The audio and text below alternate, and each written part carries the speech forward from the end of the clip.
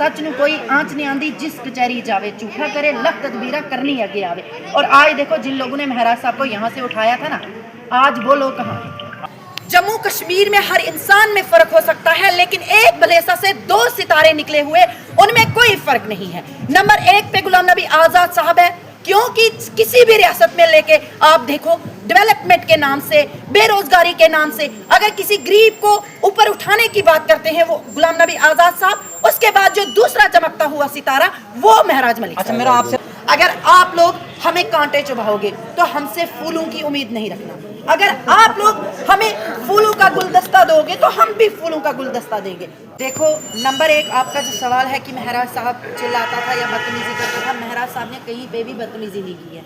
आप मुझे छोटी कोई 3 सेकंड की वीडियो दिखा दो कि यहाँ पे महराज साहब ने, सुनिए मेरी बात, लोगों का ही बता रही हूँ कि उनका आप, क्योंकि सवाल लोगों का आप पूछ रहे हैं, आपकी जिम्मेदारी बनती है ना। जैसे मैं अगर लोगों की तरफ से बात कर रही हूँ तो जवाब देना मेरी जिम्मेदारी है, जिस बात का मुझे पता होगा। छोटी सी कोई मुझे वीडियो दिखा दो कि यहाँ पे महराज साहब ने बदतमीजी की है। देखो, अगर आप लोग हमें कांटे चुभाओगे तो हमसे फूलों की उम्मीद नहीं रखना। अगर आप लोग हमें फूलों का गुलदस्ता दोगे तो हम भी फूलों का गुलदस्ता देंगे। जैसे महराज साहब को उन्होंने कांटा चुभाया ना, तो महराज साहब ने भी आगे से कांटा ही चुभाया है। ना कहीं बदतमीजी की, ना किसी को गाली दी। लाइव वीडियो तमाम की वो है, तमाम लोगों ने क्राफ्ट्स भी किए हैं। और बाकी महराज साहब बदतमीजी नहीं करता है। हाँ, गुस्सा महराज साहब को आता है, क्योंकि जो बंदा दिल का साफ होता है वो जज्बाती हो जाता है। जज्बात में आके, क्योंकि देखो, अगर हम चुनाव वैली की ही नहीं बल्कि रियासत जम्मू कश्मीर की बात करें, ठीक है, बुंजा कॉन्स्टिट्यूंसी का तो महराज साहब MLA है। जब महराज साहब को 1 लाख की पॉपुलेशन ने चुना, उसके बाद उसके महराज साहब के कंधों पे इस वक्त बहुत बड़ी जिम्मेदारी है। और जब महराज साहब लोगों में जाते हैं ना, लोग सवाल पूछते हैं या लोग ये कहते हैं कि महराज साहब ये हमारा काम नहीं हो रहा है, और महराज साहब आगे आके एडमिनिस्ट्रेशन तक वो बात पहुंच जाता है। लेकिन जब एडमिनिस्ट्रेशन, जब कोई भी डिपार्टमेंट का बंदा उस काम को नहीं करता है, महराज साहब अंदर से जल जाता है। और जब वो अंदर से जलता है तब उसको, जैसे आपका सवाल है कि महराज साहब ने कहा कि मैं CM का कैंडिडेट हूँ, ठीक है, ये महराज साहब नहीं कह रहा है, ये जम्मू कश्मीर की ये वादियाँ, ये लोग, ये पहाड़, ये पर्वत बोल रहे हैं कि सच में महराज साहब कैंडिडेट है। और आज की डेट लिख लो। तमाम मीडिया वालों को हमने कहा था कि महराज साहब याद रखना एक दिन निर्दोष होकर बाहर आएगा। आपने वो वीडियोस भी देखी थी। आपके ही बहुत सारे डोडा, चनाब वैली, पुंछ, रजौरी, तमाम कश्मीर वैली से लोग कहते थे मैडम क्यों चलाते हो, क्यों बकवास करते हो, गालियाँ देते थे ना कि महराज साहब अब सदियां उधरी रहेंगे, अब वो आने वाले नहीं है। उनकी आंखों के सामने 8 महीने के बाद वो यहाँ आए। मैं कहती हूँ इस वक्त का टाइम लिख लो, जब इलेक्शन होंगे महराज साहब कैंडिडेट ही नहीं बल्कि महराज साहब चीफ मिनिस्टर बनेंगे जम्मू कश्मीर के। और आप कहते हैं 90, आपने नहीं देखा इस वक्त 80 से 90 हज़ार के लोग यहाँ पे जमा थे। और आपने क्या सोचा कि महराज साहब ने कोई फंड्स दी उनको कि गाड़ियों पे आना? नहीं।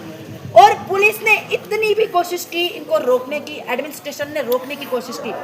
हमारी माएँ बहनें, किसी ने बहाना लगाया मेरा ऑपरेशन है, किसी ने कहा मैं जम्मू हॉस्पिटल में जा रही हूँ, लेकिन बहाना करके यहाँ पहुंचे और 80 से 90 हज़ार के लोग थे यहाँ पे, इतनी गैदरिंग थी। तो फिर सोच करो जब महराज साहब का इलेक्शन आएगा, जब वो CM की दौड़ में होंगे, आप मुझे बताओ उस वक्त बहुत सारी सीटें, बहुत सारे लोग मुझे ये भी कह रहे हैं कि CM की बात दूर है मगर MPS करेंगे। देखो, जो इलेक्शन भी लड़ेंगे ना महराज साहब, ये हम दावे से कहते हैं, ये सिर्फ चनाब वैली की बात नहीं, मैं रियासत जम्मू कश्मीर की बात करूं।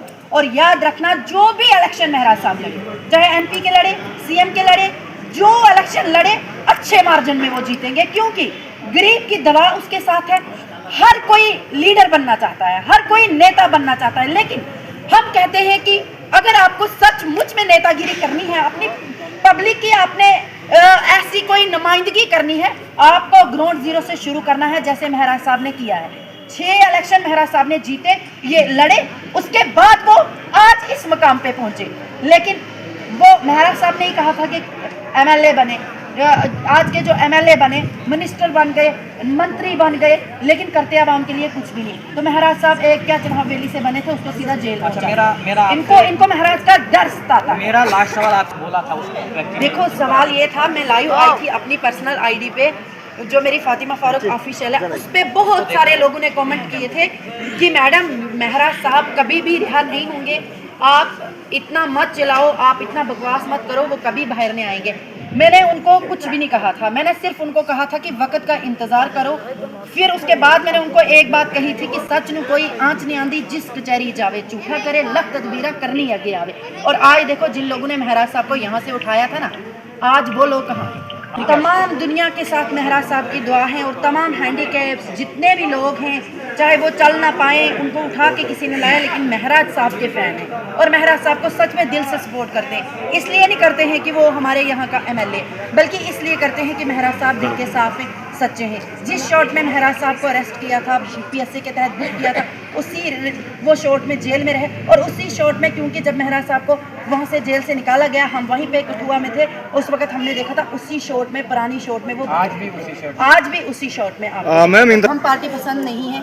आप मेरे तमाम वो वीडियोस निकालो, तमाम वो इंटरव्यूज़ निकालो, क्योंकि हम पहले आज़ाद साहब के साथ जुड़े थे, ठीक है, और हम सच में दिल से आज़ाद साहब को और महराज मलिक साहब को ही लीडर मानते हैं और इन्हीं को सपोर्ट करेंगे। क्योंकि जब हमारे आज़ाद साहब ने यहाँ पे एक कैंडिडेट चुना था, आज़ाद साहब ने हमें कहा था कि इसको सपोर्ट करना, हमने दिल से की। ये बात नहीं है कि हमने नहीं की, हमने दिल से की। लेकिन उसके बाद जब महराज साहब पे देखो PSA लगाया, झूठ पे लगाया ना, जब महराज साहब को घसीटा था यही डाक बंगलू से, उस वक्त बंदे के दिल के रेजे रेजे हो जाते थे, क्योंकि हमारी आंखों से उस वक्त भी आंसू बहे थे। और हमने आज़ाद साहब को फ़ोन भी किया था। आज़ाद साहब ने कहा, बेटा अगर जम्मू कश्मीर में कोई लीडर मेरे अलावा बाद में आएगा डेवलपमेंट को लेके, तो जिसकी रगों में सचमुच में तरक्की है, जिसके खून में तरक्की है, वो महराज साहब है। आप महराज साहब को सुनिए, महराज साहब का हाथ थाम लीजिए, और ऐसा नेता आपको नहीं मिलने वाला है, क्योंकि वहां पे अगर कोई डेवलपमेंट कर सकता है वो महराज मलिक साहब। आज वो लोग कहाँ हैं? और महराज साहब को देखो, इस सरजमीन से उठाया है था, किस सरजमीन से थे? ये अल्लाह ताला की करनी है। और जो बंदा सच का इंसाफ चाहता है, जो बंदा सच में हक के पे खड़ा हो जाएगा ना, कामयाबी उसके कदम चूमेगी। और आज ये जिंदा मिसाल चनहक वैली में हो गई कि जो बंदा सच के साथ खड़ा है वो हमेशा कामयाब। साहब का मैसेज भी था।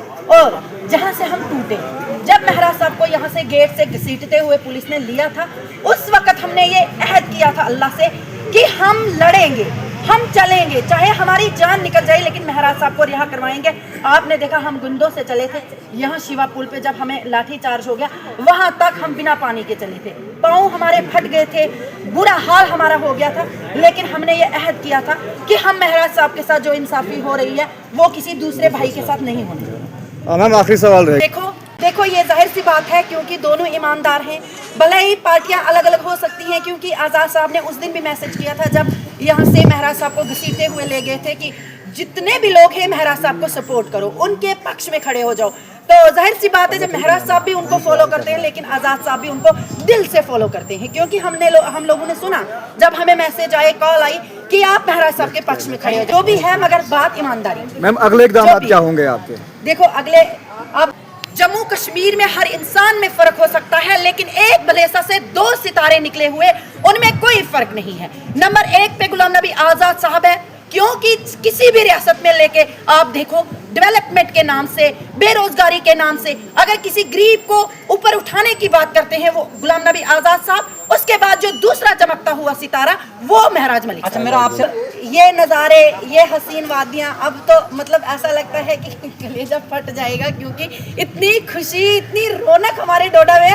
अब अगला यहाँ से अब पिक्चर शुरू हो गई है। अब यहाँ से मतलब आपको हर दिन नई ब्रेकिंग न्यूज़ मिलेगी, क्योंकि यहाँ पे अब हमारे महराज मलिक साहब आ गए हैं, और डेवलपमेंट को लेके भी, तमाम चीजों को लेकर अगर फंड्स लेनी होती, सुना मेरी बात, अगर फंड्स महराज साहब को या किसी और नेता को लेनी होती, मुझे बताओ, एक शॉट महराज साहब 50 रुपए की या 300 रुपए की, उस वक्त भी वही शॉट थी और 8 मंथ के बाद भी वही शॉट थी। तो आप फंड्स की बात कैसे करते हो? बदलते रहते हो, ये झूठ है, ये झूठ है बिल्कुल। और पॉजिटिव क्वेश्चन करो, ऐसी बात नहीं है, क्योंकि अगर महराज साहब खुद घर के लिए फंड्स जमा करते होते तो ये तमाम। बताइए कि पार्टी को लेकर मौक़िफ़ क्या है? क्या आप आम आदमी पार्टी से कहीं न कहीं इंतखाबात लड़ने के मूड में तो नहीं? नहीं, हम अभी कुछ भी करने वाले नहीं हैं, क्योंकि हमारा एक ही मुद्दा था। पहले जब महराज साहब जेल के अंदर थे, हमें मतलब अहद किया था अपने अल्लाह से कि हम निकलेंगे, क्योंकि आपने पूरी चनाब वैली से देखा,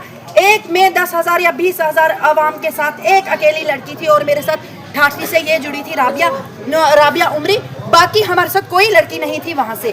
और हमने कहा था कि हम तब तक लड़ेंगे जब तक महाराज साहब रिहा ना हो जाए। उसके बाद बाकी मेरा कोई मुद्दा नहीं है, या मैं ये कोई इलेक्शन कॉन्टेस्ट करने वाली ये कोई बात ही नहीं है।